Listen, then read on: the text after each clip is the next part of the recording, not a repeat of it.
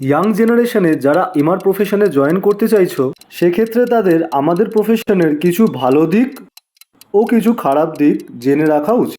শুরুতেই বলে রাখি, যে কোনো প্রফেশনে ভালো ও খারাপ দুটো দিকই থাকে। সেই প্রফেশনে লং টার্মে থাকতে গেলে তোমাকে দুটোকে সঙ্গে নিয়ে চলতে হবে। তবে আমার পার্সোনাল ওপিনিয়ন অনুযায়ী এই প্রফেশন অনেক মানুষের জীবন চেঞ্জ করে দিয়েছে, ইনক্লুডিং মি। মনে হয় আমার সাথে তোমরা অনেকেই একমত হবে। ভালো দিকগুলো এক এক করে বলতে গেলে, যে কোনো স্ট্রিমের গ্র্যাজুয়েট ছেলেমেয়েরাই এই জবের জন্য অ্যাপ্লাই করতে পারে। তার জন্য এখন আর এম ফার্ম বা বি ফার্ম লাগে না। বিএসসি ছাড়াও বিকম বা বিএ স্টুডেন্টরাও অ্যাপ্লাই করতে পারে। সেকেন্ডলি, এই প্রফেশনে প্রমোশনের জন্য আলাদা করে কোনো ম্যানেজমেন্টের ডিগ্রি লাগে না।